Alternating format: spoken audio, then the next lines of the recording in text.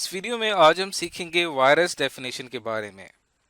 Virus definition दरअसल कहते हैं एक ऐसे डेटाबेस को जिसमें बहुत सारी डेटा फाइल्स होती हैं।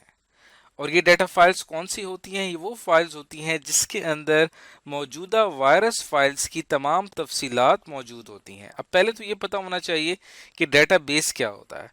डेटाबेस सिंपली कहते हैं कि अगर आपके पास बहुत सारा डेटा ऑर्गेनाइज्ड या एक अच्छे तरीके से आप उसे इकट्ठा कर लें तो उसे डेटाबेस कहा जाता है। अब उसमें हमारे पास डेटा फाइल्स की एक लिस्ट होती है और ये जो फाइल्स होती हैं किससे ताल्लुक होता है इनका इनका ताल्लुक होता है वायरस से। और हर फाइल के अंदर उस वायरस के हवाले से डिटेल दी हुई होती है, इसे कहते हैं डिस्क्रिप्शन फाइल। अब हमें यहाँ पे ये तो समझ में आ गया कि वायरस डेफिनेशन कहा जाता है एक डेटाबेस को जिसमें वायरस के हवाले से इंफॉर्मेशन होती है, लेकिन ये कौन इस्तेमाल करता है और इसका क्या फायदा होता है? तो वायरस डेफिनेशन दरअसल इस्तेमाल किया जाता है एंटीवायरस सॉफ्टवेयर की जानिब से। आप अच्छी तरह से जानते हैं कि एंटीवायरस सॉफ्टवेयर क्या होता है। कंप्यूटर्स के अंदर हम एक सॉफ्टवेयर इंस्टॉल करते हैं ताकि वो हमारे कंप्यूटर या हमारे लैपटॉप पे मौजूद कोई भी वायरस हो उसको डिटेक्ट कर ले। ये इस्तेमाल होता है यहाँ पे वायरस डिटेक्शन के लिए। और जितने भी वायरस के हवाले से इंफॉर्मेशन होती है जो कि हमें हासिल होती है इस डेटाबेस से, जिसकी हमने स्टार्ट में बात की थी, ये मेंटेन की जाती है एंटीवायरस कंपनीज की जानिब से। जैसे ही कोई न्यू वायरस आता है फौरन उसको वायरस डेफिनेशन के डेटाबेस में स्टोर कर लिया जाता है और फिर इसे भेज दिया जाता है, बल्कि इसे इंटरनेट पे अपलोड कर दिया जाता है। तो अब ये जो हमारा एंटीवायरस सॉफ्टवेयर है ये इसको इस्तेमाल करता है वायरस डेफिनेशन को। अगर वायरस डेफिनेशन ना हो तो एंटीवायरस सॉफ्टवेयर कभी भी वायरस डिटेक्शन नहीं कर सकता।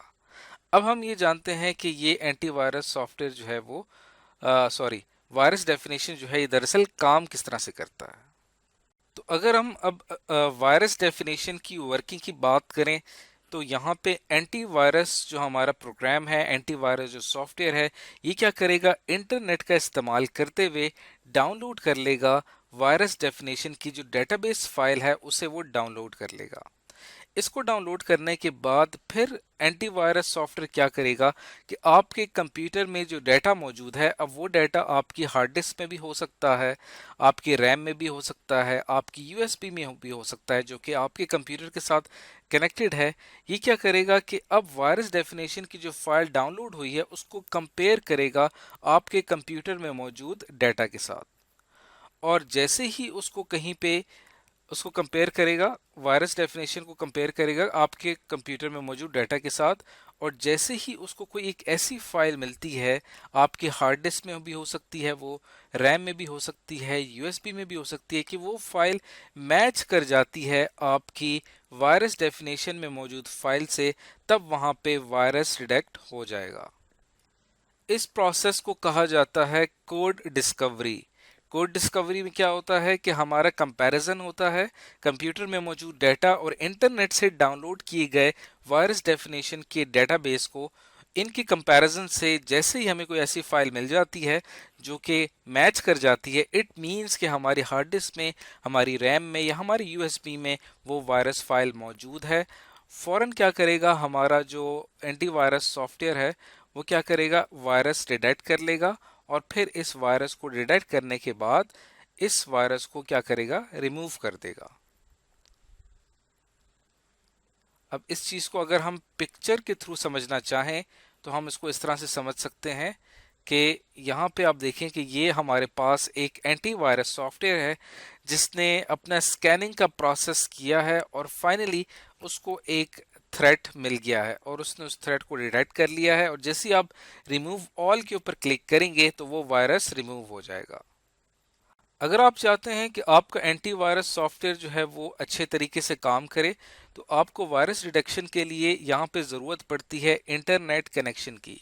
आपके पास इंटरनेट कनेक्शन का होना बहुत ज़रूरी है क्योंकि इसके बगैर वायरस डिटेक्शन पॉसिबल नहीं है। और जैसे ही आपके पास इंटरनेट कनेक्शन होता है तो आपके कंप्यूटर में इंस्टॉल एंटीवायरस अपडेट होना शुरू हो जाता है। अब जब ये अपडेट होता है तो ये क्या करता है कि जो लेटेस्ट वायरस डेफिनेशन की फाइल है इंटरनेट पे मौजूद, उसे ये डाउनलोड करके स्टोर कर लेता है। और نارملی آپ کا جو کمپیوٹر ہے وہ انفیکٹ کیسے ہوتا ہے، ایک کمپیوٹر تک وائرس کیسے پہنچتا ہے؟ آپ اگر انٹرنیٹ براؤزنگ کر رہے ہیں، یا آپ انٹرنیٹ براؤزنگ سے کیا مراد ہے کہ آپ گوگل کروم کا استعمال کرتے ہوئے یا کوئی براؤزر کا استعمال کرتے ہوئے ڈفرینٹ ویب سائٹس پہ وزٹ کر رہے ہیں، یا آپ کوئی ای میل اٹیچمنٹ یعنی ای میل کے ذریعے کوئی فائل ڈاؤن لوڈ کر رہے ہیں، یا آپ میسیجنگ کر رہے ہیں، یا آپ کو کوئی اچانک سے کوئی اس طرح کا میسج آ جاتا ہے، تو آپ کے کمپیوٹر میں وائرس آ سکتا ہے۔